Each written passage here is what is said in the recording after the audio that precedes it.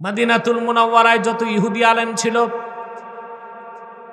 আব্দুল্লাহ ইবনে সালাম আর কিছু সংখ্যক আলেম ছাড়া ইহুদিদের কেউ বাকিরা মুসলমান হয় নাই, কিন্তু আল্লাহর কোরআন শুনতে তারা মজা পেত।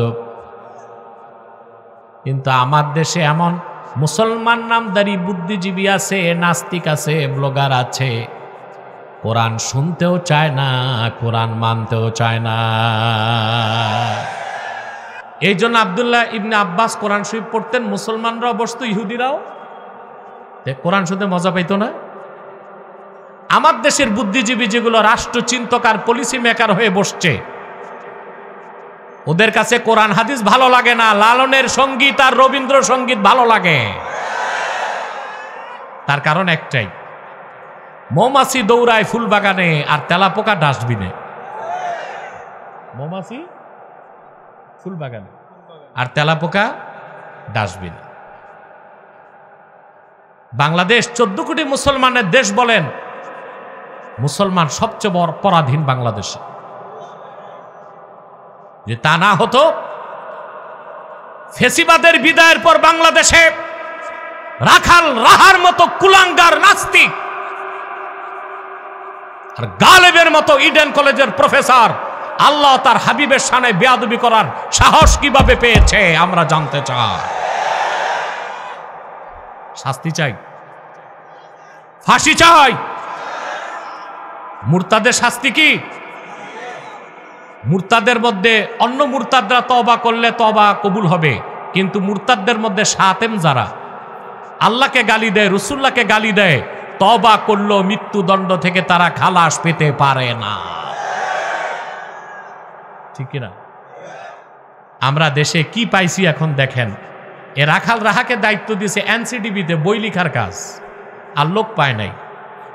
যেসব বুদ্ধিজীবী মেয়াদ উত্তীর্ণ গাঁজা খায়া মাথা উলায় রাখছে, এরা দায়িত্ব নিছে রাষ্ট্র সংস্কারের, বই সংস্কারের, আইন সংস্কারের। কোনোদিন সংস্কার সম্ভব হবে না।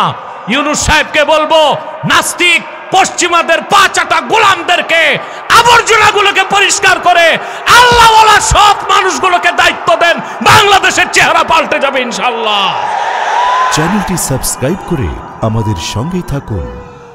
আহলে সুন্নাত ওয়াল জামাত হারাগাছের উদ্যোগে আয়োজিত আজকের ইসলামী মহাসম্মেলনের সম্মানিত সভাপতি আলহাজ আব্দুল হালিম সুরুজ, উপস্থিত আজকের সম্মানিত প্রধান অতিথি বিশিষ্ট রাজনীতিবিদ, শিল্পপতি ও দানবীর আলহাজ এমদাদুল হক ভরসা, উপস্থিত বিশিষ্ট শিল্পপতি ও দানবীর জনাব তরিকুল ইসলাম ডিনার, হাদাহুমুল্লাহু ইলা সিরাতিল মুস্তাকিম। সম্মানিত উলামায়ে কেরাম, তুলাবায়ে এজাম, বিভিন্ন প্রান্ত থেকে আজকের এই বহতি মাহফিলে যারা উপস্থিত হয়েছেন, স্বেচ্ছায় সানন্দে স্বতঃস্ফূর্তভাবে মনের আনন্দে, তাদের সকলকে আমার পক্ষ থেকে হৃদয় নিংড়ানো ভালোবাসা, শুভেচ্ছা এবং অভিনন্দন জ্ঞাপন করছি। সবটুকুন শুকরিয়া আল্লাহ সুবহানাহু ওয়া তাআলার জন্যে, যিনি আজকের বরকতপূর্ণ মাহফিলে আমাদেরকে আসার বসার তৌফিক মেহেরবানি করে ভিক্ষা দান করেছেন।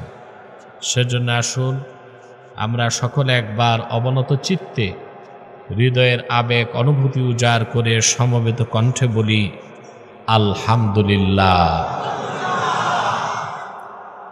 অগণিত অসংখ্য দরুদ ও সালাম আল্লাহর সৃষ্টির প্রধান আকর্ষণ, বিশ্বসভার সভাপতি, সকল নবী রাসূলগণের মাথার তাজ, শামসুল হিদায়াত, বদরুদ্দুজা, সাইয়্যিদুস সাকালাইন, ইমামুল মুরসালিন, খাতামুন নবিয়্যিন ওয়াল মুরসালিন, আফতাবে নবুয়ত, শাহানশাহে রিসালাত, সরকারে দো জাহাঁ, সুলতানুল মদিনা, নবিয়ুল আম্বিয়া, হুজুরে আকরম, নূরে মুজাসসাম, নূরুন আলা নূর, সাইয়্যিদিনা হাবিবিনা শফিঈনা মাওলানা মুহাম্মদ সাল্লাল্লাহু আলাইহি ওয়াসাল্লামার উপর আল্লাহ তাবারাকা ওয়া তাআলা যাকে আজ থেকে প্রায় ১৫০০ বছর আগে প্রেরণ করেছেন সর্বশ্রেষ্ঠ ও সর্বশেষ নবী ও রাসূল হিসেবে, যার পরে আজ পর্যন্ত পৃথিবীতে অবশ্যই কোনো প্রকার নবী কিংবা রাসূল অবশ্যই আসে নাই, অবশ্যই এখনো নাই, অবশ্যই কিয়ামত পর্যন্ত আসবে না। সম্মানিত সুধী, আমি একটু দেরিতে এসেছি, দুঃখিত, ক্ষমা সুন্দর দৃষ্টিতে দেখবেন। আজকের দিনে আমার প্রোগ্রাম ছিল কুমিল্লাতে, মেঘনা থানায়। ওখানে দিনের প্রোগ্রাম শেষ করে আমি এয়ারপোর্ট চলে এসেছি হেলিকপ্টারে, ওখান থেকে বাই ফ্লাইট আমাকে আসতে হয়েছে। বিলম্বের কারণে আপনারা যে কষ্ট পেয়েছেন, আমি সেজন্য আপনাদের ক্ষমা সুন্দর দৃষ্টি কামনা করছি। আজকের এই মহতী মাহফিলে এসেছেন, পার্থিব কোনো স্বার্থ আছে? জাগতিক, আর্থিক, রাজনৈতিক? আমরা এসেছি শুধুমাত্র আল্লাহর কোরআনের ভালোবাসায়, আল্লাহ তার হাবিবের রেজামান্দি হাসিল করার জন্য, ঠিক না? বাড়ি থেকে এসেছেন কোরআন শুনতে, আপনাদের মর্যাদা কতটুকু বাড়ছে জানেন? আল্লাহ তাআলার রহমতের ফেরেশতাদের পাখার উপর পা রেখে হেঁটে হেঁটে এসেছেন। হলো না? পুরুষের কণ্ঠে বলতে হবে সুবহানাল্লাহ। আল্লাহর হাবিব ইরশাদ করেছেন, ওয়া ইন্নাল মালাইকাতা লাতাদউ আজনিহাতাহা রিদাল লিতালিবিল ইলম।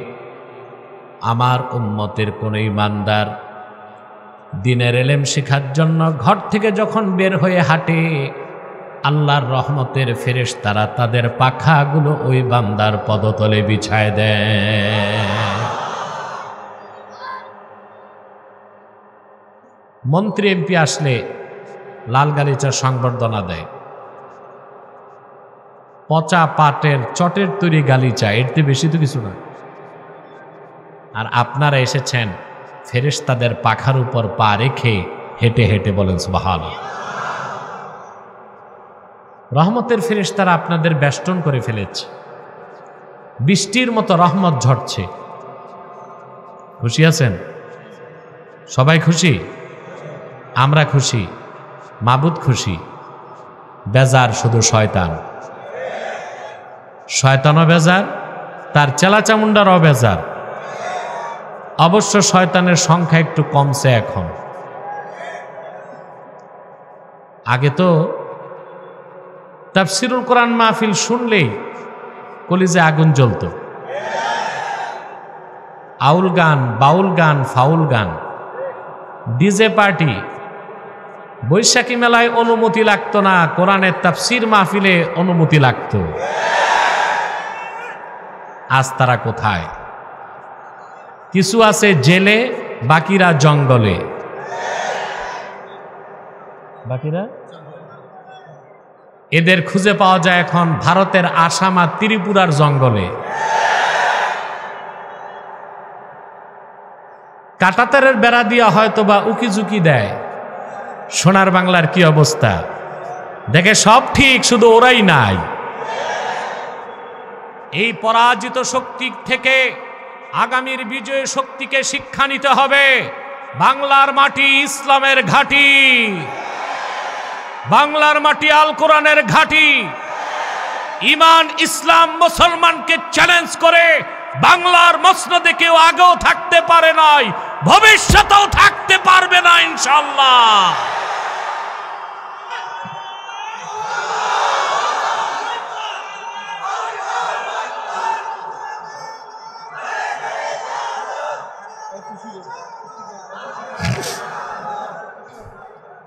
আমার বন্ধুগণ, তো শয়তান তো বেজার। এ হাজার হাজার মানুষ আজকের সম্মেলন আলহামদুলিল্লাহ জনসমুদ্রের রূপ নিয়েছে। আমরা এতগুলো লোক একসাথে মুনাজাত করব, গুনাহ মাফ কি হবে না? সন্দেহ আছে? আল্লাহর হাবিব ইরশাদ করেছেন, আমার উম্মতের কোন একটি দল যদি কোথাও বসে আল্লাহর কাছে দোয়া করে, একজন যদি দোয়া করে আর বাকিরা যদি আমিন আমিন বলে, আল্লাহ সে সম্মিলিত দোয়া ফেরত দেন না, সঙ্গে সঙ্গে কবুল করে নেবেন।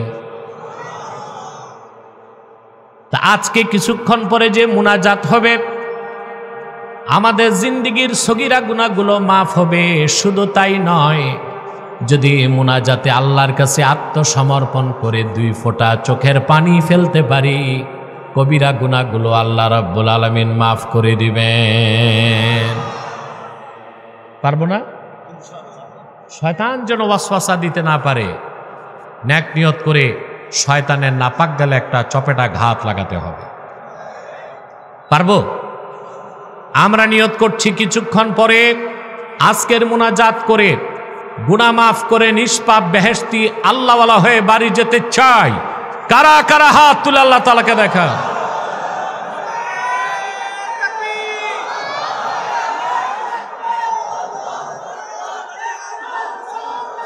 আল্লাহ কবুল করুক, আল্লাহ মঞ্জুর করুক, বলুন আল্লাহুম্মা আমিন।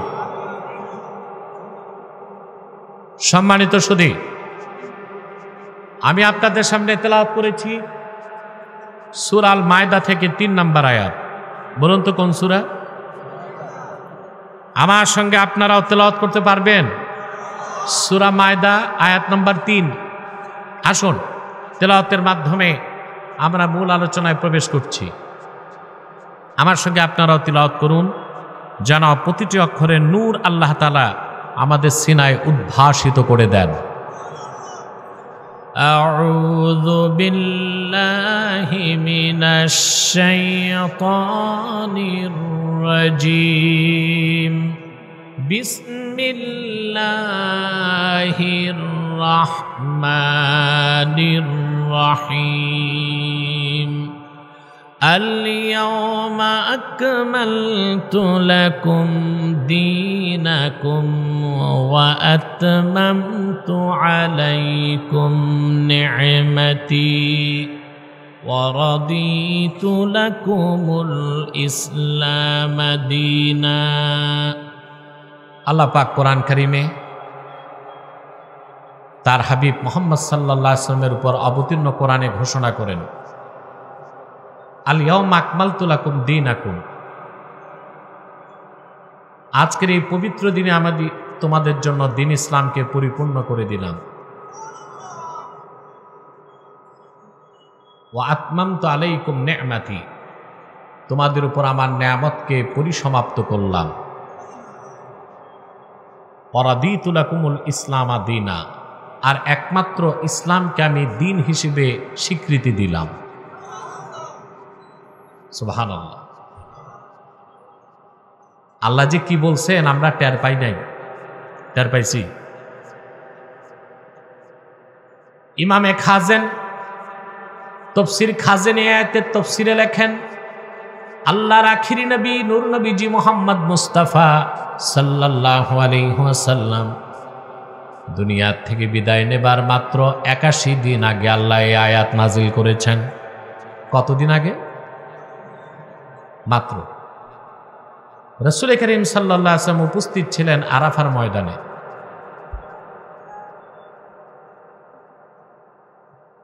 রাসূলুল্লাহর সামনে উপস্থিত ছিলেন 1,24,000 সাহাবী। দিনটা ছিল হজের দিন, দিনটা ছিল জুমুয়ার দিন। সুবহানাল্লাহ বলবেন। আসর নামাজের শেষ সময়, মাগরিব নামাজের কিছু আগে জিবরিল চলে আসলেন, ঘোষণা করলেন, আল ইয়াউমা আকমালতু লাকুম দীনাকুম। আল্লাহ বলেন, মানব জাতি আদম থেকে ঈসা পর্যন্ত লাখের উপর নবী রাসূল দ্বীনের দাওয়াত দিয়েছেন, দ্বীন আমি পরিপূর্ণ করি নাই। কিন্তু আমার দোস্ত আখিরি নবী মুহাম্মদ সাল্লাল্লাহু আলাইহি সাল্লামের 23 বছরের মেহনতের কারণে আজকের এই দিন আমি তোমাদের জন্য দ্বীন ইসলামকে পরিপূর্ণ করে দিলাম।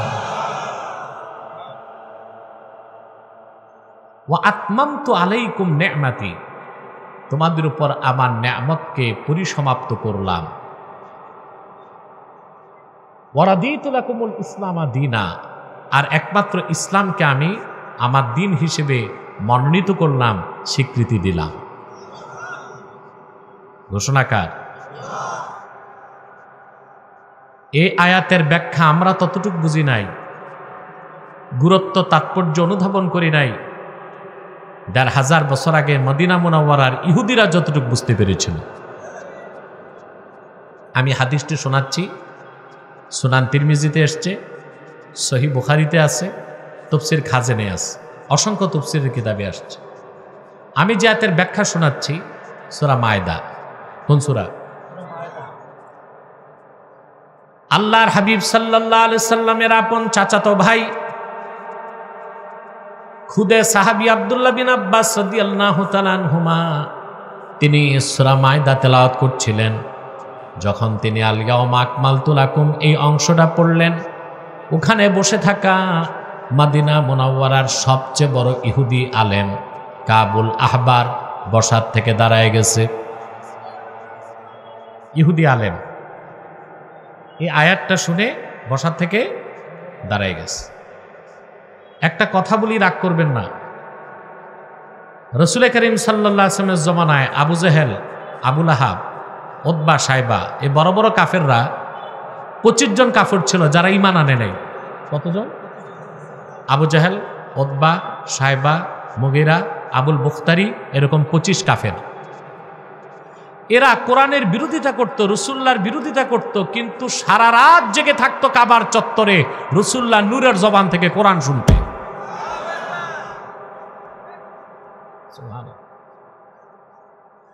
মদিনাতুল মুনাওয়ারায় যত ইহুদি আলেম ছিল, আব্দুল্লাহ ইবনে সালাম আর কিছু সংখ্যক আলেম ছাড়া ইহুদিদের কেউ বাকিরা মুসলমান হয় নাই, কিন্তু আল্লাহর কোরআন শুনতে তারা মজা পেত। কিন্তু আমার দেশে এমন মুসলমান নামদারি বুদ্ধিজীবী আছে, নাস্তিক আছে, ব্লগার আছে, কোরআন শুনতেও চায় না, কোরআন মানতেও চায় না। এই জন্য আব্দুল্লাহ ইবনে আব্বাস কোরআন শরীফ পড়তেন, মুসলমানরাও বসতো, ইহুদিরাও কোরআন শুনতে মজা পাইত না। আমার দেশের বুদ্ধিজীবী যেগুলো রাষ্ট্রচিন্তক আর পলিসি মেকার হয়ে বসছে, ওদের কাছে কোরআন হাদিস ভালো লাগে না, লালনের সঙ্গীত আর রবীন্দ্রসঙ্গীত ভালো লাগে। তার কারণ একটাই, মৌমাছি দৌড়ায় ফুল বাগানে আর তেলাপোকা ডাস্টবিনে। মৌমাছি ফুল বাগানে আর তেলাপোকা ডাস্টবিনে। বাংলাদেশ 14 কোটি মুসলমানের দেশ বলেন, মুসলমান সবচেয়ে বড় পরাধীন বাংলাদেশে। যে তা না হতো, ফেসিবাদের বিদায়ের পর বাংলাদেশে রাখাল রাহার মতো কুলাঙ্গার নাস্তিক আর গালেবের মতো ইডেন কলেজের প্রফেসর আল্লাহ তার হাবিবের শানে বেয়াদবি করার সাহস কিভাবে পেয়েছে আমরা জানতে চাই। শাস্তি চাই, ফাঁসি চাই। মুরতাদের শাস্তি কি? মুরতাদের মধ্যে অন্য মুরতাদরা তওবা করলে তওবা কবুল হবে, কিন্তু মুরতাদদের মধ্যে শাতেম যারা আল্লাহকে গালি দেয়, রাসূলুল্লাহকে গালি দেয়, তওবা করলেও মৃত্যুদণ্ড থেকে তারা খালাস পেতে পারে না। ঠিক কিনা? আমরা দেশে কি পাইছি এখন দেখেন। এ রাখাল রাহাকে দায়িত্ব দিয়েছে এনসিডিবিতে বই লিখার কাজ, আর লোক পায় নাই। যেসব বুদ্ধিজীবী মেয়াদ উত্তীর্ণ গাঁজা খায়া মাথা উলায় রাখছে, এরা দায়িত্ব নিছে রাষ্ট্র সংস্কারের, বই সংস্কারের, আইন সংস্কারের। কোনোদিন সংস্কার সম্ভব হবে না। ইউনূস সাহেবকে বলবো, নাস্তিক পশ্চিমাদের পা চাটা গোলামদেরকে, আবর্জনাগুলোকে পরিষ্কার করে আল্লাহওয়ালা সৎ মানুষগুলোকে দায়িত্ব দেন, বাংলাদেশের চেহারা পাল্টে যাবে ইনশাআল্লাহ।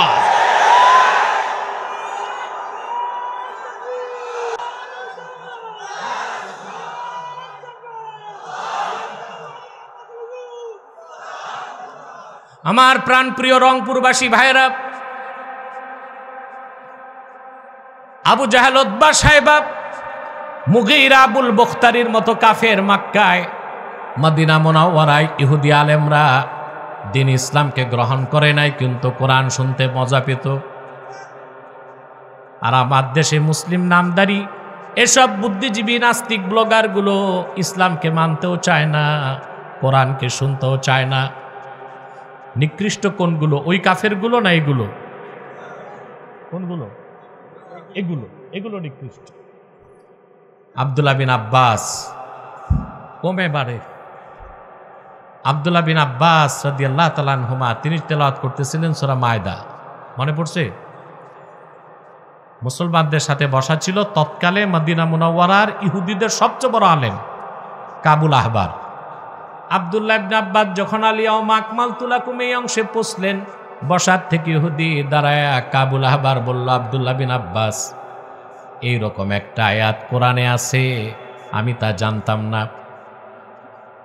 লাউ নাযালাত হাযিহিল আয়াতু আলাইনা, যদি এই রকম আয়াত আমাদের নবী মুসার উপর ইহুদিদের উপর আল্লাহ নাজিল করতেন, লাত্তাখাযনা যালিকাল ইয়াওমা ঈদা, খুশির চোটে আয়াত নাজিলের দিনটারে আমরা ঈদের দিন বানায় নিতাম। এরকম একটা আয়াত কোরআনে আছে, তা তো আমি জানতাম না। সুবহানাল্লাহ। এরকম একটা আয়াত যদি তাওরাত কিতাবে আসতো মুসা নবীর উপর আয়াত নাজিলের দিনটাকে অবিস্মরণীয় করতে, আমরা দিনটার ঈদের দিন বানাইতাম। আব্দুল্লাহ ইবনে আব্বাস জবাব দিলেন,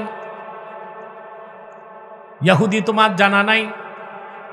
ক্বালা ওয়াল্লাহি ইন্নাহা নাযালাত আলা রাসূলিল্লাহি সাল্লাল্লাহু আলাইহি ওয়াসাল্লাম ফি ইয়াউমি ঈদাইন। আল্লাহর কসম রে ইহুদি, আয়াতটা আল্লাহর হাবিবের উপর এমন একদিন নাজিল হয়েছে যেদিন ডবল ঈদ হয়েছে। দিনটা ছিল জুমুয়ার দিন, দিনটা ছিল হজের দিন। পরবর্তীতে কাবুল আহবার এই একটা আয়াতের মর্ম বুঝে হযরত ওমরের কাছে ইসলাম গ্রহণ করে মুসলমান হয়ে গেছে। আমার ওইসব বিভ্রান্ত ভাই, তোমরা যারা ইসলাম ছেড়ে খ্রিস্টান ধর্ম গ্রহণ করছো, কান পেতে শুনে রাখো, আল্লাহর কোরআনের সমর্থন ছাড়া ঈসা নবীর নবুয়ত টিকানো সম্ভব না। ঈসা যে নবী ছিল এটা প্রমাণ করার মতো বাইবেলে কোনো দলিল নাই। ঈসার মা মরিয়ম যে সতী ছিল, চরিত্রবতী ছিল, ইহুদিরা অপবাদ দিছে মারিয়াম ব্যভিচার করছে, আল্লাহর কোরআন পবিত্রতা ঘোষণা করছে। ১৫০০ বছর আগে ইহুদি ও খ্রিস্টানদের বড় বড় আলেমরা মুসলমান হয়ে গেছে।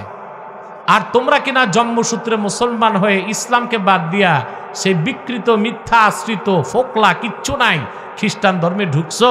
ফিরে আসো ইসলামের দিকে, আসো ইমানের দিকে, তাওহীদের দিকে, রিসালাতের দিকে, দ্বীন ইসলামের দিকে ফিরে আসো। তোমাদেরকে আমি উদাত্ত আহ্বান করছি। কথা বুঝতেছেন? এখন এমন একটা আয়াত যেটা নাজিল হলো যেদিন ডবল ঈদ হয়েছে, তা আয়াতের মর্মটা কি বুঝছেন আপনারা? আপনারা না বুঝলেও ইহুদি আলেম বুঝেছিল কিনা? কথা বলেন, বুঝতেছেন না? আমাকে একটু বুঝাতে হবে। আল্লাহ রাব্বুল আলামিন বলেন, আল ইয়াউমা আকমালতু লাকুম দীনাকুম, আজকের এই পবিত্র হজের দিন আমি তোমাদের জন্য দ্বীন ইসলামকে পরিপূর্ণ করে দিলাম। অর্থটা আমি বুঝাই দিচ্ছি। আল্লাহ বলতে চাইলেন, আদম থেকে ঈসা পর্যন্ত 1 লক্ষের উপর নবী রাসূল দ্বীনের দাওয়াত দিয়েছেন, দ্বীন পরিপূর্ণ হয় নাই। কিন্তু আমার হাবিব মুহাম্মদ সাল্লাল্লাহু আলাইহি সাল্লাম মাত্র 23 বছর দ্বীনের দাওয়াত দিয়েছেন, আমি দ্বীন পরিপূর্ণ করে দিলাম। তাহলে এ কথা বোঝা যায়, লাখের উপর পয়গম্বরের মেহনতকে এক পাল্লায় দিল, শুধুমাত্র আল্লাহর হাবিবের 23 বছরের মেহনতের সমান ওজন হবে না। হবে? সুবহানাল্লাহ। এরপরে আল্লাহ তাআলা বললেন, ওয়া আতমামতু আলাইকুম নি'মাতি, তোমাদের উপর আমার নিয়ামতকে পরিসমাপ্ত করলাম। এটা বুঝেন, আল্লাহ দিনকে শুধু পরিপূর্ণ করেন নাই, পরিসমাপ্তির সাথে পরিপূর্ণ করছেন। অনেক কাজ অসমাপ্ত রেখে পরিপূর্ণ করা যায়, যায় কি না? আমার কথা শুনেন, এই দিক তাকান, যায় কি না? আপনি পরীক্ষার হলে ঢুকছেন, সময় 3 ঘন্টা, 100 মার্কসের উত্তর দিবেন, সময় কত? আপনি খুব লেখলেন, 3 ঘন্টা শেষ, অ্যান্সার হয়েছে 80। পরীক্ষা পরিপূর্ণ, কিন্তু সমাপ্ত হয়েছে না অসমাপ্ত? অসমাপ্ত। আপনি টাইম যা পাইছেন সে টাইমে 100 অ্যান্সার করতে। আল্লাহ স্পষ্ট করে দিলেন, দিন ইসলামকে আল্লাহ শুধু পরিপূর্ণ করেন নাই, পরিসমাপ্তির সাথে পরিপূর্ণ করেছেন, যেন এই দিন ইসলাম কিয়ামত পর্যন্ত মানুষকে দিক নির্দেশনা দেয়। এই দিন ইসলামকে যারা গ্রহণ করবে, ইহকালীন কল্যাণ আর পরকালীন মুক্তির জন্য যেন তাদেরকে অন্য কোনো ধর্ম, তন্ত্র, মতবাদের মুখাপেক্ষী হতে না হয়। ঠিক না? সুবহানাল্লাহি বিহামদিহি। আল্লাহ এখানে স্পষ্ট করে দিলেন, আদম থেকে ঈসা পর্যন্ত 1 লক্ষের উপর নবী রাসূল দিনের দাওয়াত দিয়েছে, দিন পরিপূর্ণ হয় নাই। আমার হাবিব 23 বছর দিনের দাওয়াত দিয়েছেন, আমি দিনকে পরিপূর্ণ করলাম, পরিসমাপ্ত করলাম। তার মানে নবুয়ত রিসালাতের দরজা বন্ধ করে দিলাম। একমাত্র দিন ইসলাম, এর বাইরে কোনো ধর্ম নাই, দিন নাই। ভালো করে দেখেন মুসলমান, সেজন্য হাদিস সাক্ষ্য দেয়, পূর্বের 1 লক্ষের উপর নবী রাসূলের কাছে জিবরিল এসেছেন, প্রত্যেকের কাছে কয়বার? ইব্রাহিম নবীর কাছে এসেছেন মাত্র 10 বার, মুসা নবীর কাছে কয়েকশো বার, ঈসা নবীর কাছে এসেছে মাত্র 415 বার। আর আল্লাহর হাবিব আখিরি নবী মুহাম্মদ সাল্লাল্লাহু আলাইহি সাল্লামের খেদমতে জিবরিল 23 বছরে এসেছেন 24,000 বার। কতবার? সুবহানাল্লাহ। ইব্রাহিম নবীর কাছে কয়বার? 10 বার। মুসা নবীর কাছে কয়েকশো বার, ঈসা নবীর কাছে মাত্র 415 বার। আর আল্লাহর হাবিব সরওয়ারে কায়নাত, নবিউল আম্বিয়া, সৈয়দুল মুরসালিন, খাতামুন নবিয়্যিন, রাহমাতুল লিল আলামিন মুহাম্মদ মুস্তাফা সাল্লাল্লাহু আলাইহি সাল্লামের কদমে জিবরিল এসেছেন 1500 বছর আগে দ্বীনের পয়গাম নিয়ে 24,000 বার। আমরা কিন্তু বুঝি নাই, এই জন্য আমাদের পরিবর্তন নাই। ইহুদি আলেম বুঝতে পেরেছিল, ঠিক না?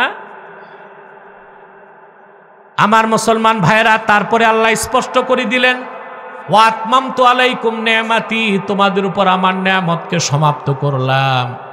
দিন পরিপূর্ণ করে আল্লাহ তাআলা ওহী আসার দরজা বন্ধ করে দিলেন। নবী আসার পথও কথা বলে না।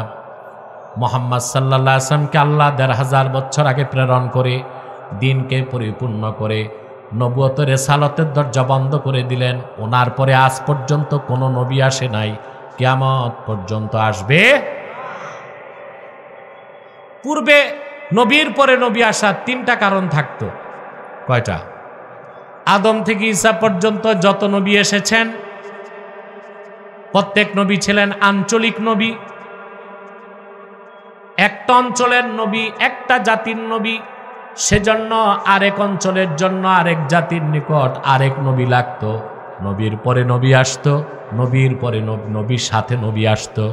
যেমন এক জাতি এক দেশ এক সময়, মুসা তিনিও নবী, তার ভাই হারুনও ছিলেন নবী, ঠিক না? হযরত ইয়াকুব ছিলেন কেনানে নবী, তার পুত্র ইউসুফ ছিলেন মিশরে নবী। সুবহানাল্লাহ।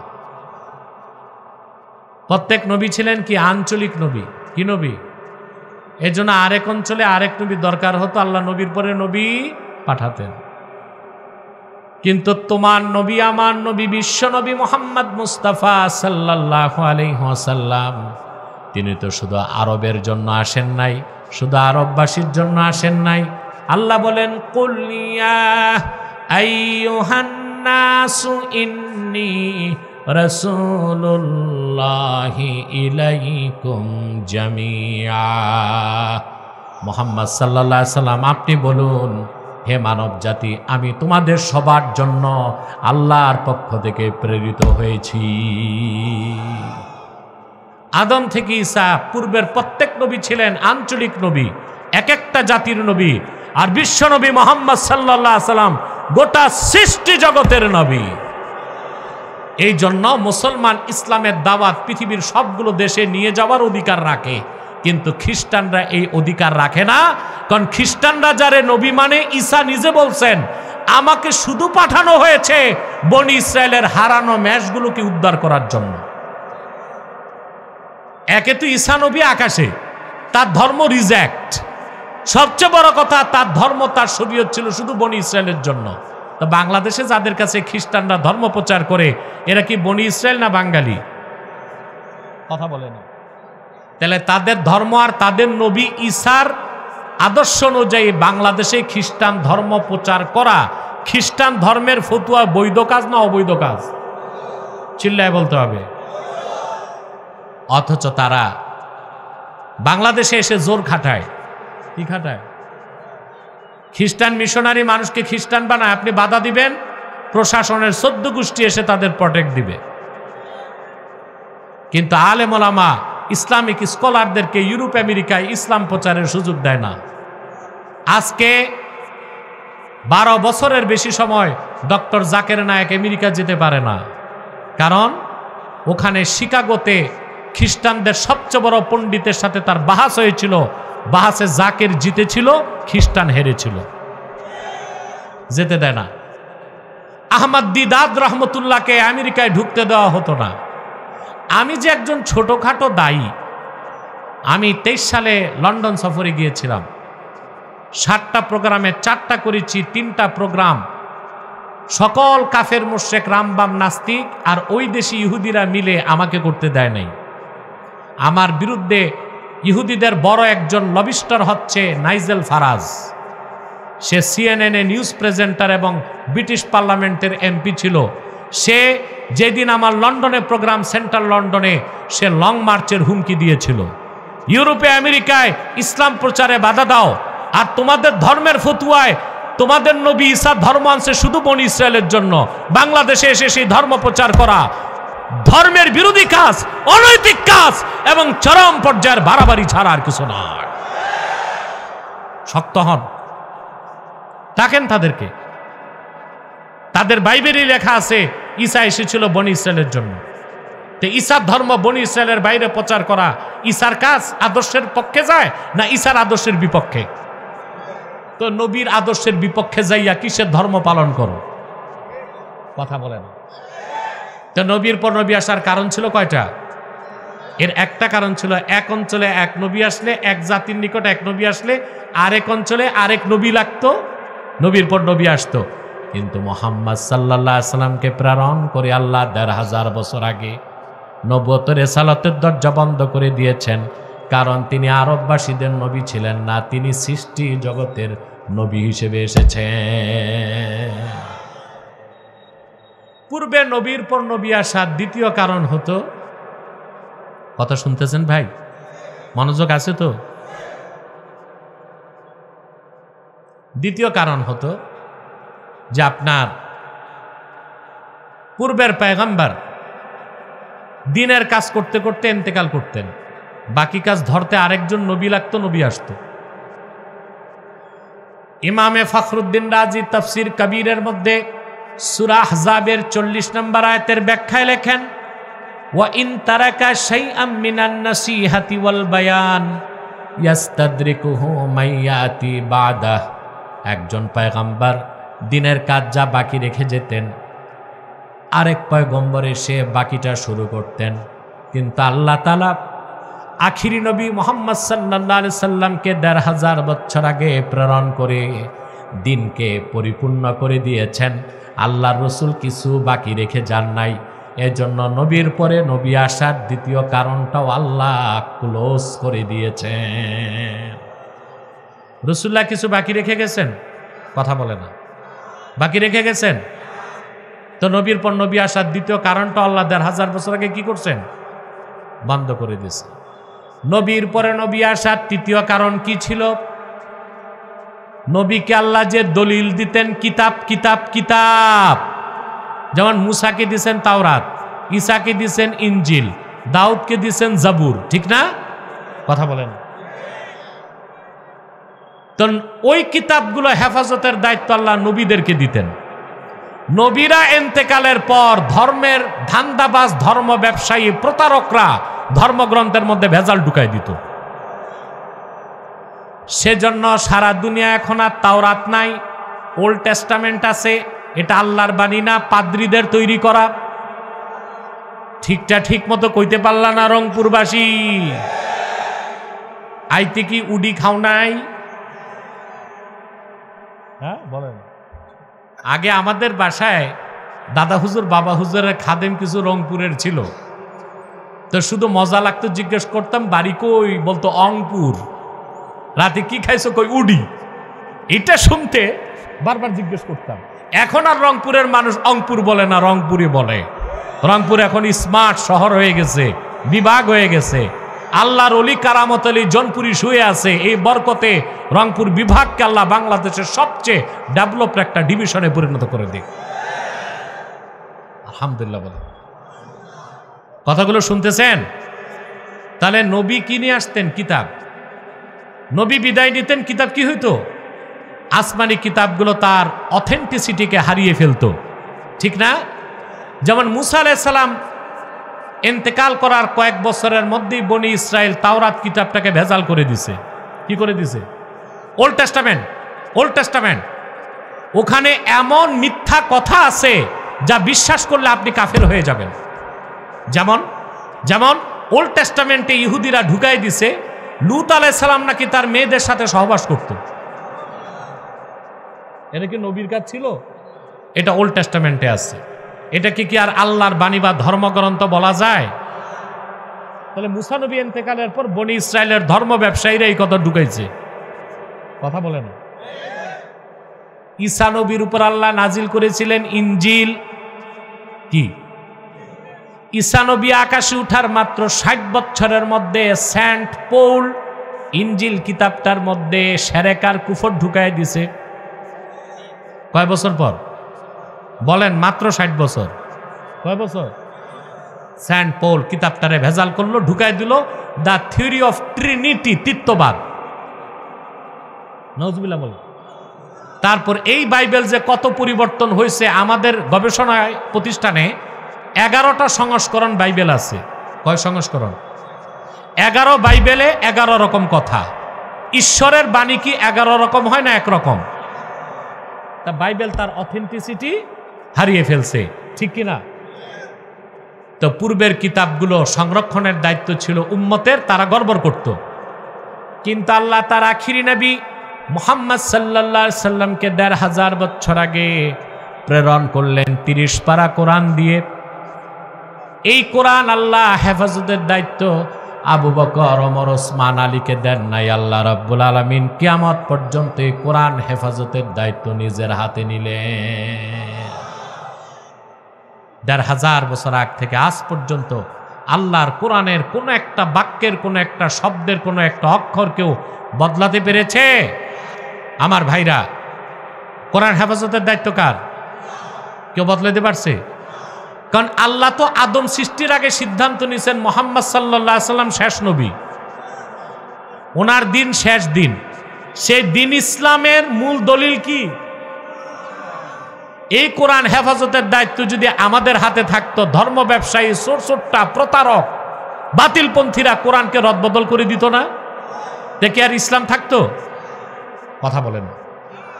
ইসলাম চিনতে হবে কি দিয়ে? আর সুন্নাহ দিয়ে।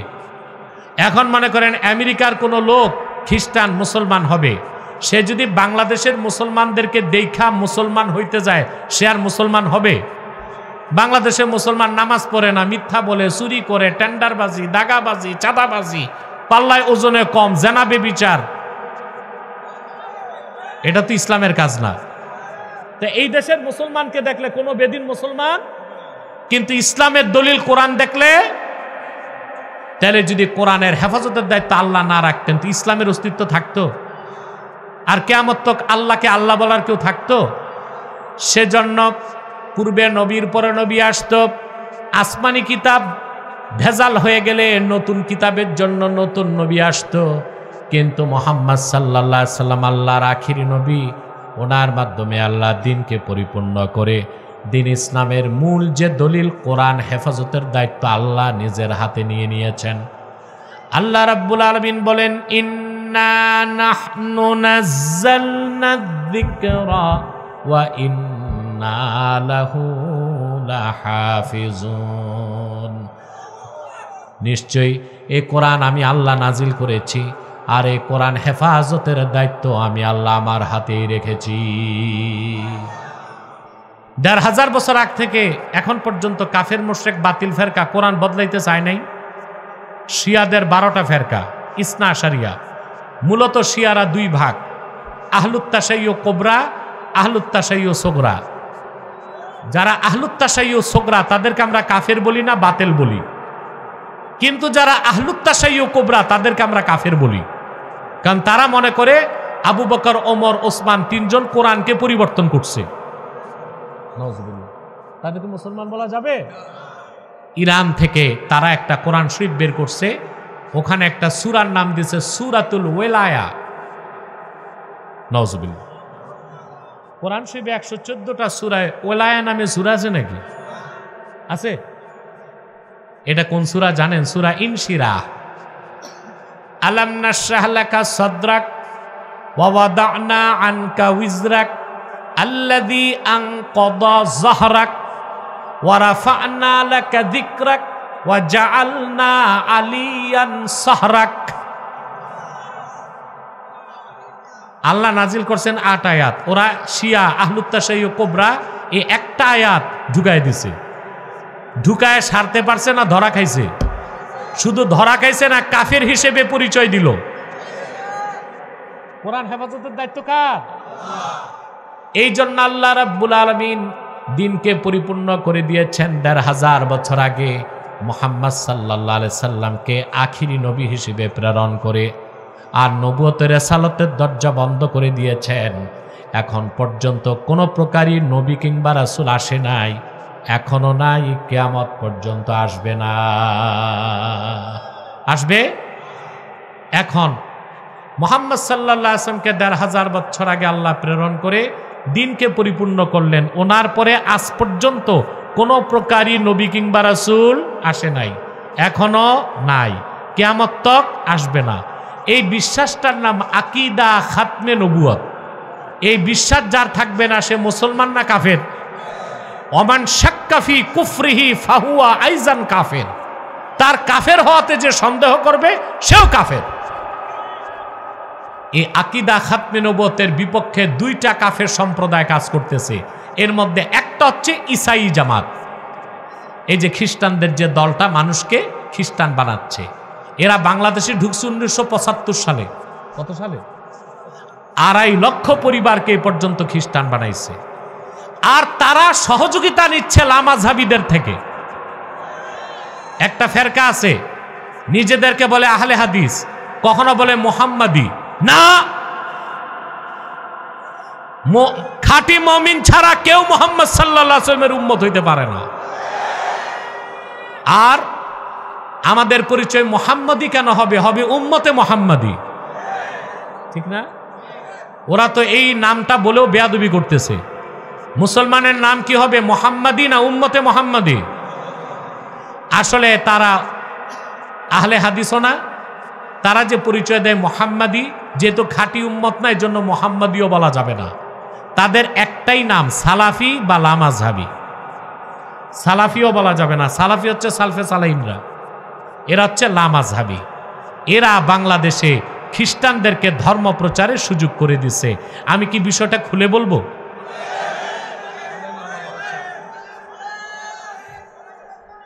খ্রিস্টানরা মানুষকে খ্রিস্টান বানাবার ক্ষেত্রে প্রথম যে অস্ত্রটা ব্যবহার করে সেটা হচ্ছে মুহাম্মদ সাল্লাল্লাহু আলাইহি ওয়াসাল্লাম শাফাত করতে পারবেন না, শাফাত করবে ঈসা। অতএব ইসলামে থেকে লাভ কি? ঈসার ধর্ম গ্রহণ করি যে শাফাত করবে। প্রিয় ভাইরা, তোমাদের কাছে আমার জিজ্ঞাসা, আল্লাহর হাবিব মুহাম্মদ সাল্লাল্লাহু আলাইহি ওয়াসাল্লাম শাফাত করতে পারবেন না, এই কথাগুলো টেলিভিশন চ্যানেলে ওয়াজের মাঠে প্রচার করে কোন ফেরকার মৌলবীরা? লামাযহাবীরা। তাহলে খ্রিস্টানদেরকে ধর্ম প্রচারের ক্ষেত্র বানায় দিচ্ছে কারা? জোরে বলেন।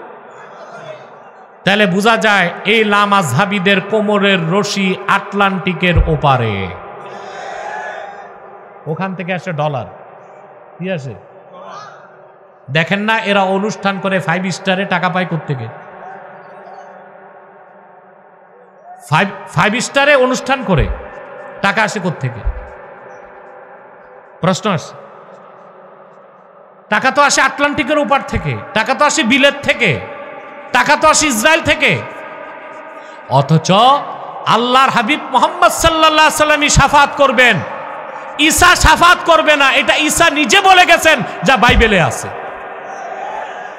আমি একটা গল্প শুনাই। 2016 সালে আপনাদের কুষ্টিয়া শান্তিডাঙ্গায় 22টা পরিবার খ্রিস্টান হয়ে গেছে। আমার কাছে ফোন গেল, আজকে না 2016। আমি আমার তাহরিকে খাতমে নবুয়ত বাংলাদেশের কেন্দ্রীয় কমিটি নিয়ে গেলাম। শান্তিডাঙ্গাটা কুষ্টিয়া ইসলামী বিশ্ববিদ্যালয়ের দেওয়ালের ওপারে।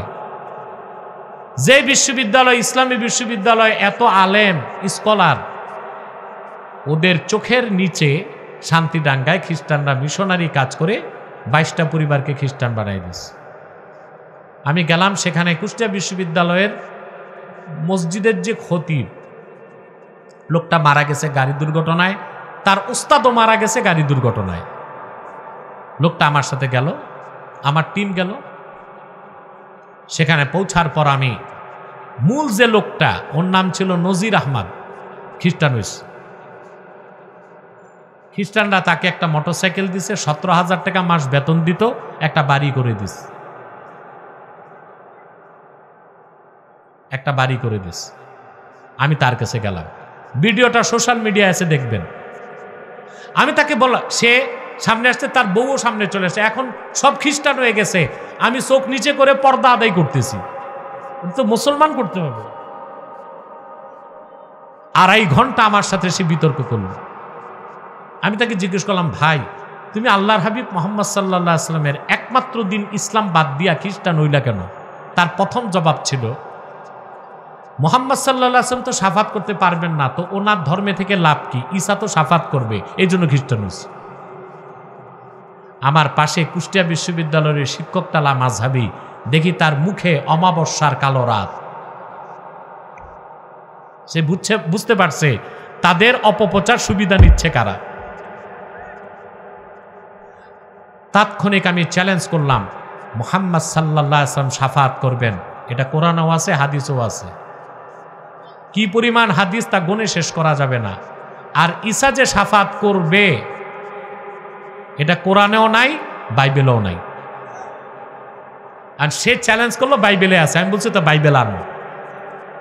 আমাদের ডিনার দেখছে আমার ভিডিওটা, আমি বলছি বাইবেল আনো। এখন বাইবেল এনে এই পৃষ্ঠা শুধু উল্টায়, খবর নাই। তাহলে লামাযহাবী ভাইরা, তোমরা এই আহলুস সুন্নাহ ওয়াল জামাতের আকীদার বিরুদ্ধে ফতোয়া দিয়া কাউরে তো লামাযহাবী বানাইতেছ না, খ্রিস্টানদের মুখের লোকমা বানাই দিচ্ছ। এবার সংশোধন হও লামাযহাবীরা। এই হানাফিদেরকে বিভ্রান্ত করো না, খ্রিস্টানদের গির্জায় যায় দিনের দাওয়াত দাও। ওই হ্যাডম নাই, খ্রিস্টানদের ক্ষেত্র বানাই দিচ্ছে। হারাগাছের যুবকরা, সুন্নিয়তের ঝান্ডা হাতে তুলে নাও।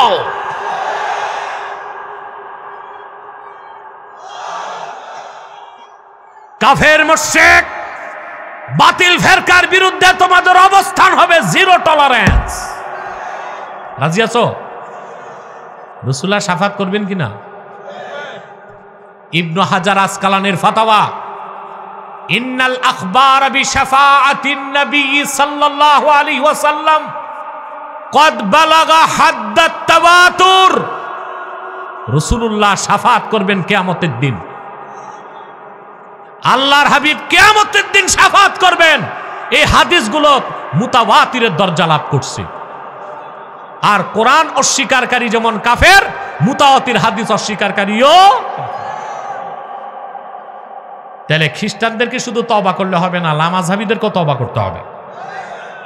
কথা বলেন আরে মিয়া, ঠিকটা ঠিক মতো বলো। খ্রিস্টানদেরও তওবা করতে হবে, তো পাক্কা কাফের, মুসলমান হইতে হবে। আর লামাযহাবীদেরকে আমরা অত কঠিন কথা বলি না, বলতেছি গোমরাহিতে আসো, তওবা করতে হবে। কি করতে হবে? যদি তোমাদের এই বন্ধুকে মনে হয় সে এক্সট্রিমিস্ট, চরমপন্থী, আমি খোদার আল্লাহর নামে শপথ করে বলছি, তোমার বাংলাদেশে যত স্কলার আছে সব নিয়ে বসো, বাহাস লাগবে না, আব্বাসী সংলাপে বসবে। লামাযহাবী মতবাদ মতাদর্শ একটা বাতিল ফেরকা, তা আমি যদি প্রমাণ করতে না পারি, রংপুরের মাটিতে কোনোদিন আমি প্রবেশ করব না, ওয়াদা করছি। এখানে ডিনার আছে, আর মরহুম করিমউদ্দিন ভরসা, রহিমউদ্দিন ভরসা, এক আমরা ছোটকালে শুনতাম করিমউদ্দিন রহিমউদ্দিন, দুই দলের দুই এমপি, ঠিক না? দোয়া করে দিয়েন এমদাদুল হকের জন্য, আল্লাহ তারে জনসেবার সুযোগ দেখ। আমি তো এর বেশি বলতে পারি না। এই সম্মানিত সুধী, কথা শুনতেছেন? তো তাদেরকে দায়িত্ব দিয়ে গেলাম, লামাযহাবীরা কখন কোথায় সংলাপে বসতে চায় আমি প্রস্তুত আছি ইনশাল্লাহ। তাদের আকীদাগুলোর মধ্যে যথেষ্ট ত্রুটি আছে, তাদের আকীদায় শিরক আছে, কুফর আছে। অনেকে মনে করে আমাদের সাথে তাদের দ্বন্দ্ব, আমরা রফেদান করি না, ওরা করে। আমরা ওয়েতের পড়ি 3 রাকাত, তারা পরে 1 রাকাত। আমরা নাবির নিচে হাত বাঁধি, তারা বুকের উপর। আমি বলি এটা কোনো দ্বন্দ্বই না, ওদের মূল সমস্যা আকীদাতে।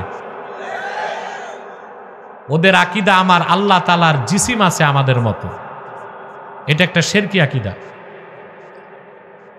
আমাদের আকীদা মুহাম্মদ সাল্লাল্লাহু আলাইহি সাল্লাম মানুষ, তবে যে বলবে আমাদের মতো সাধারণ মানুষ, সে কাফের। কথা বুঝতে পারছেন? আমরা বলি মুহাম্মদ সাল্লাল্লাহু আলাইহি ওয়াসাল্লাম শাফাত করবেন, এই বিষয়টা মুতাওয়াতির। তারা বলে মুহাম্মদ সাল্লাল্লাহু আলাইহি ওয়াসাল্লাম শাফাত করতে পারবেন না। সুযোগ নিচ্ছে কারা? জোরে কোন? 2 নাম্বার, আমার দেশের কিছু নির্বোধ মৌলবী আর লামাযহাবী শেখদের কারণে খ্রিস্টানরা আরেকটা সুযোগ পাইছে, সেটা হচ্ছে আমার দেশের কিছু মৌলবী বক্তা আর প্রবক্তা আর লামাযহাবীরা বলে ঈসা যে কিয়ামতের আগে নামবে নবী হিসেবে না। ঈসা বনি ইসরায়েলের নবীর খাতায় নাম থাকবে, নবীর খাতায় নাম থাকবে যে বনি ইসরায়েলের নবী ছিলেন। কিয়ামতের আগে নামবেন উম্মতে মুহাম্মদী পরিচয়ে। সুবহানাল্লাহ। কয়টা দলিল চাও, কয়টা হাদিস চাও? আবু দাউদ শরীফের হাদিস, আল্লাহর হাবিব ইরশাদ করেছেন, ওয়াল জিহাদু মাজিন মুজবাসানি আল্লাহ ইলা আইয়ুকাতিলা আখিরু হাযিহিল উম্মাতিদ দাজ্জাল। আল্লাহ বলেন, আমি মুহাম্মদ সাল্লাল্লাহু, আল্লাহর হাবিব বলেন, আমি মুহাম্মদ সাল্লাল্লাহু আলাইহি সাল্লামকে আল্লাহ প্রেরণ করে আমার উম্মতের জন্য জিহাদকে ফরজ করে দিয়েছেন। সুবহানাল্লাহ। আল্লাহর হাবিব বলেছেন, আল্লাহর হাবিব বলেন, আমি মুহাম্মদ সাল্লাল্লাহু আলাইহি সাল্লামকে আল্লাহ প্রেরণ করে জিহাদকে ফরজ করে দিয়েছেন। আমার উম্মতের শেষ ব্যক্তি কর্তৃক দাজ্জালকে হত্যা করার আগ পর্যন্ত জিহাদ চলবে। দাজ্জালকে হত্যা করবে ওই শেষ ব্যক্তির নাম কি? ঈসা। তা হাদিসে তাকে কি বলা হয়েছে? তখন কি নবী থাকবে না উম্মত? আখিরু হাযিহিল উম্মাহ, পরিষ্কার আবু দাউদ শরীফের হাদিস। এখন প্রশ্ন হচ্ছে, হযরত ঈসা পয়গম্বর, তিনি নবী ছিলেন না? কথা বলে না, আমার দিকে তাকান তো। ওনার চেয়েও তো বড় নবী ছিলেন মুসা নবী। কে ছিলেন? ওনার চেয়েও বড় উলুল আজম ছিলেন ইব্রাহিম পয়গম্বর। কথা বলেন। তাদের মধ্য থেকে কাউকে আল্লাহ আকাশে উঠায় নিলেন না কেন দাজ্জালকে হত্যা করতে? প্রশ্ন হলো, ঈসা পয়গম্বরকে আল্লাহ কেন আকাশে উঠালেন? জবাব হচ্ছে, দাজ্জাল কি তিনি হত্যা করবেন? তার চেয়েও বড় বড় উলুল আজম নবী কাউকে আল্লাহ আকাশে উঠাইলেন না কেন? প্রশ্ন আসে কিনা? আসে। তার কারণ বনি ইসরাইল পূর্বের অসংখ্য পয়গম্বরকে হত্যা করছে, শহীদ করছে, করছে না? ঈসা নবীকে হত্যা করতে ইহুদিরা গেছিল, কথা বলেন, হত্যা করতে পারছে? ঈসা নবীর খালু হযরত জাকারিয়াকে হত্যা করছে না, কথা বলেন? ঈসা নবীকে পারছে হত্যা করতে? ঈসা নবীকে যখন হত্যা করতে গেল ইহুদিরা, ঈসা নবীর 12 জন হাওয়ারির একজন 22 সেন্ট 22 পয়সা ঘুষ খাইয়া দেখায় দিছে ঈসা ওই ঘরে আছে। ইহুদিরা যখন হত্যা করতে গেল, আসল ঈসাকে আল্লাহ আকাশে উঠায় নিয়েছে। আর আল্লাহ শত্রুদের একজনকে ঈসার সাদৃশ্য দিলেন, ওইটাকে মেরে ইহুদিরা বলে ঈসা শেষ। আল্লাহ বলেন ঈসা না, যেটা মারছো ওটা মিসা, যেটা মারছো ওইটা ঈসা না, ওইটা কি? তো ঈসা নবী, আল্লাহ বলেন ঈসা কই? মারছে যেটা ওটা কি? কি আফসোস, খ্রিস্টানরা আছে মিসানিয়া, মুসলমান আছে ঈসানিয়া। খ্রিস্টানরা আছে, ওদের আকীদা খ্রিস্টান, তাদের নবী ঈসাকে হত্যা করা হয়েছে ক্রুশবিদ্ধ করে, আর তার কবর হচ্ছে বাইতুল মুকাদ্দাসে। ভুয়া, মিথ্যা। আমরা বলি না, ঈসা তো আমাদের উম্মতের সদস্য হবে, কিয়ামতের আগে আকাশ থেকে নামবে। তাহলে খ্রিস্টানরা আছে মিসানিয়া, আমরা আছি, আমরা বলি ঈসা আমাদের ভাই, আল্লাহর পয়গম্বর, বনি ইসরায়েলের উলুল আজম পয়গম্বর, কিয়ামতের আগে উম্মতে মুহাম্মদী হিসেবে নামবেন। সুবহান, ঠিক না? আমার ভাইরা, তার কারণ কি? আল্লাহ ঈসা নবীকে কেন আকাশে উঠালেন?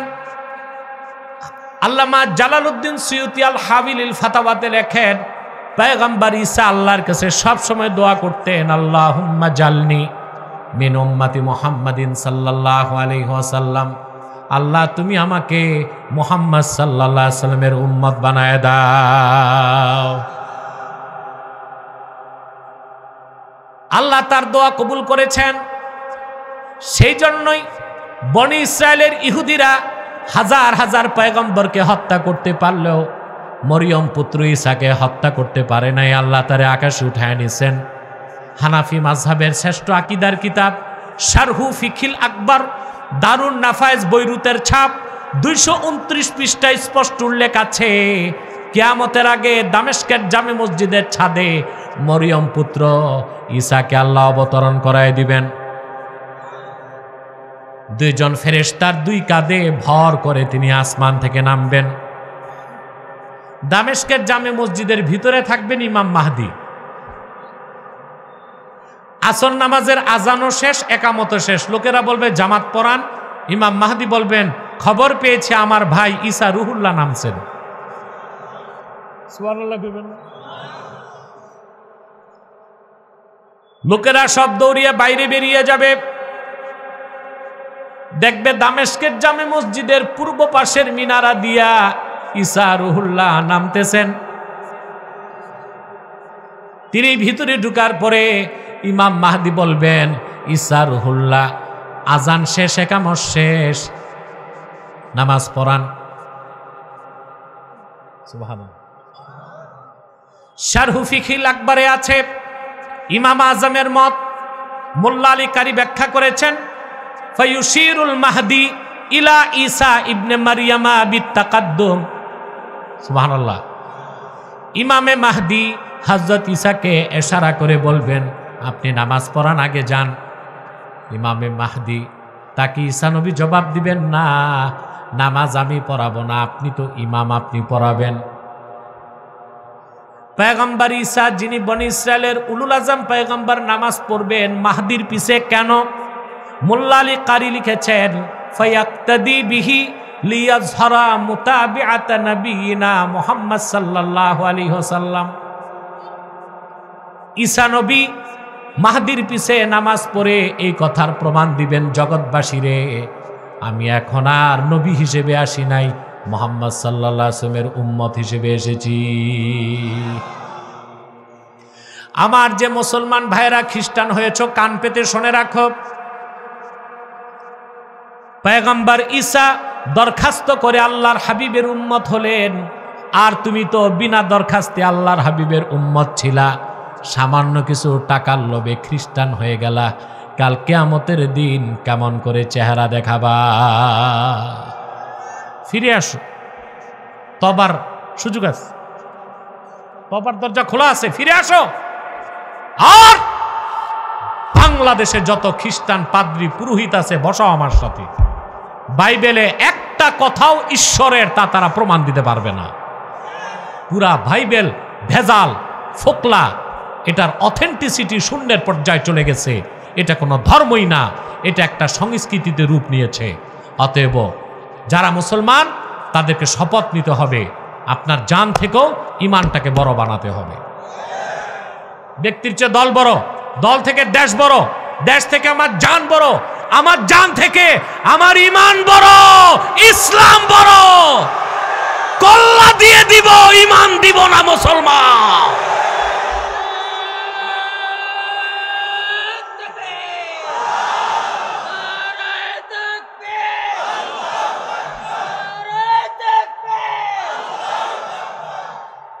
প্রিয় ভাইরা, এবার আয়াতের শেষ অংশের ব্যাখ্যা করব। ওয়ারাদিতু লাকুমুল ইসলামা দীনা, আল্লাহ বলে দিলেন সব ধর্মকে, তন্ত্র মতবাদকে আমি রিজেক্ট করে দিলাম, শুধু আমার হাবিব মুহাম্মদ সাল্লাল্লাহু আলাইহি ওয়াসাল্লামের দ্বীন ইসলামকে আমি স্বীকৃতি দিলাম। এখন স্বর্গে যেতে হলে, বেহেশতে যেতে হলে একমাত্র দ্বীন ইসলামকে গ্রহণ করতে হবে। অন্য কোনো ধর্ম, কোনো মতবাদ গ্রহণ করলে আপনি বেহেশতে যেতে পারবেন না। সিদ্ধান্ত কার? ইসলামের বাইরে কিছু নেওয়া যাবে? ভালো কিছু থাকলে? বাংলাদেশে একটা ফেরকা বেরিয়েছে সুফিবাদী। কি এদের উৎপত্তি কোত্থেকে একটু বলে দেই। বাংলাদেশি সুফিবাদী প্রচার করে ডক্টর সলিমুল্লাহ খান আর ফরহাদ মজহার। দেখছেন না ফরহাদ মজহারকে? ওর যে কি ধর্ম নিজেই জানে না। এত লম্বা দাড়ি, নাভি পর্যন্ত, মোষ 3 ইঞ্চি মোটা, মাথায় কিম্ভূত কিমাকার টুপি, এত মোটা আলিগুড়ি পায়জামা, ওর ভিতরে ওর নাতি ঢুকবে। পিছনে সরস্বতীর মূর্তি, সামনে লালনের বেহালা। এই হয়েছে সুফিবাদী। কি? ইসলামে সুফিবাদ নাই, এটা একটা শিরকি মতবাদ। ইসলামে তাসাউফ আছে, তরিকত আছে, মারেফত আছে। তরিকত, তাসাউফ, মারেফত, পীরি মুরিদি এক জিনিস, আর সুফিবাদ আরেক জিনিস। আপনারা বাদশাহ আকবরের নাম শুনছিলেন? এটারে আমি বাদশাহ আকবর বলি না, বলি বাদশাহ অজগর। এই বাদশাহ অজগর 13 বছর বয়সে সিংহাসনে বসছে। বালেগ হয় কয় বছরে? 15। আর বাদশাহ আকবর মসনদে বসছে কত বছর বয়সে? নাবালেগ। খতনা করছিল কিনা জানি না। তার মামা ছিল শায়েস্তা খাঁ, সে ছিল শিয়া।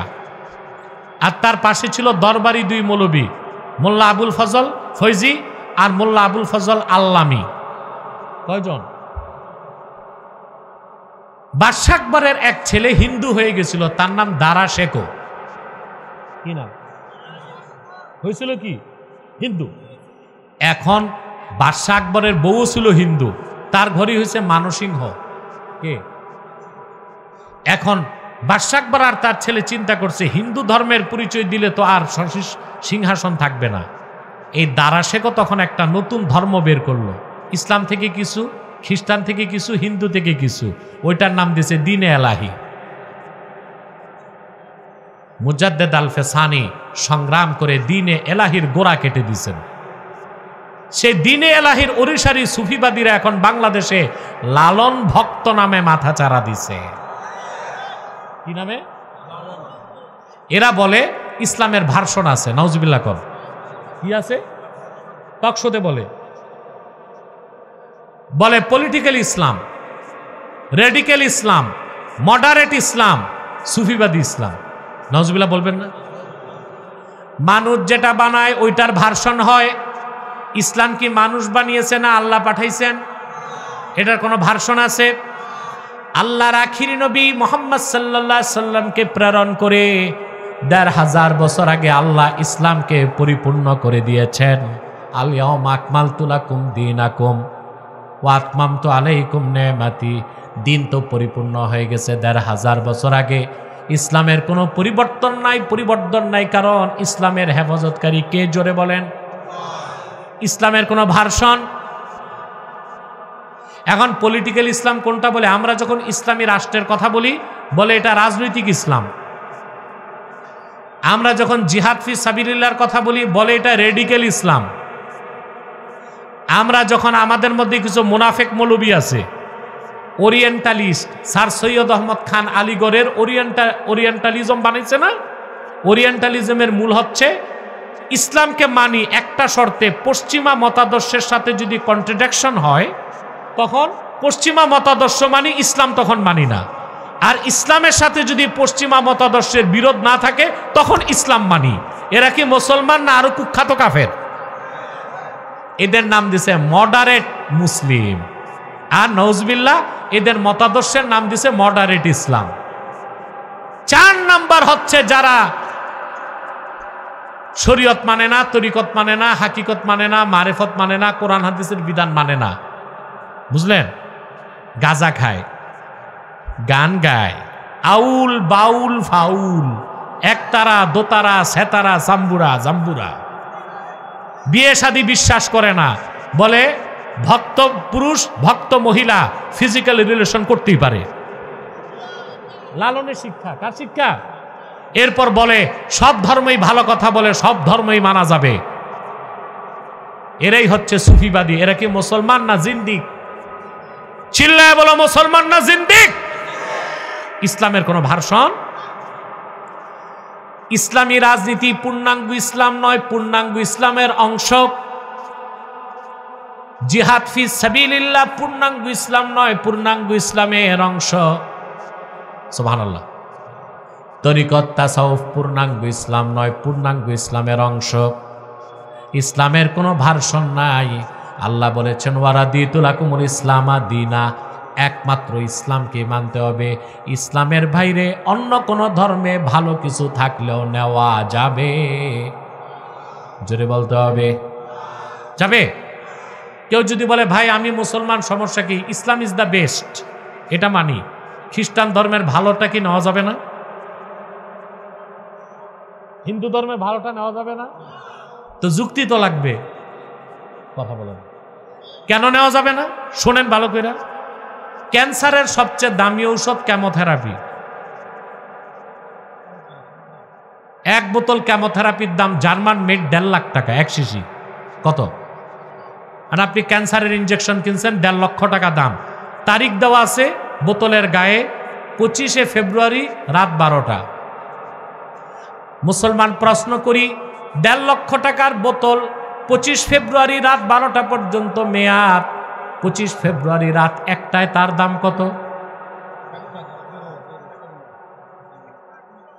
ডেট এক্সপায়ার্ড, মেয়াদ উত্তীর্ণ, ভ্যালু। নবী মুসা আল্লাহর কাছ থেকে যে শরীয়ত এনেছিলেন, ঈসার আগমনের মাধ্যমে ওই শরীয়ত মেয়াদ উত্তীর্ণ হয়ে গেছিল। ঈসা নবী আবার আল্লাহর কাছ থেকে যে শরীয়ত এনেছিলেন, ঈসা আকাশে উঠে গেছেন ১৫০০ বছর আগে।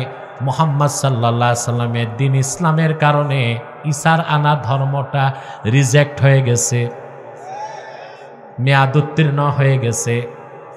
এখন শুধু ইসলাম, কেবল ইসলাম, একমাত্র ইসলাম। ঈসার ধর্ম, মুসার ধর্ম, অন্য কোনো ধর্ম থেকে ভালো কিছু থাকলেও নেওয়া যাবে না। আর ওয়ারাদিতু লাকুমুল ইসলামা দীনা, মুহাম্মদ সাল্লাল্লাহু আলাইহি ওয়াসাল্লামের দিনকে আল্লাহ স্বীকৃতি দিয়েছেন। এই দিন ইসলাম পরিপূর্ণ হয়ে গেছে ১৫০০ বছর আগে। এই দিন ইসলামের মেয়াদ কিয়ামত পর্যন্ত। চিল্লা এখন সুবহানাল্লাহ। বুঝাইতে পারলাম? এখন শুধু Islam, Islam is the best বললে হবে না। Islam is the best, Islam is the last, Islam is fully completed by almighty Allah. ইসলামী শ্রেষ্ঠ, ইসলামী শেষ, ইসলামী শুরু, ইসলামী শেষ, ইসলামী ফাইনাল, ইসলামী চূড়ান্ত। ইসলাম পরিপূর্ণ। মুহাম্মদ সাল্লাল্লাহু আলাইহি ওয়াসাল্লামের মাধ্যমে ১৫০০ বছর আগে এই দিন ইসলামকে আল্লাহ পরিপূর্ণ করে দিয়েছেন। এই ইসলামকে গ্রহণ করি আমরা উম্মতে মুহাম্মদী। কিয়ামতের আগে ঈসা রুহুল্লাহ যখন আকাশ থেকে নামবেন, নবী পরিচয় না, উম্মতে মুহাম্মদী পরিচয়ে। সে ইসলাম নিয়ে বেঁচে থাকতে চায়, ইসলামের জন্য জীবন দিতে চায়। কারা কারা দুহাত উঁচু করে আল্লাহকে দেখা।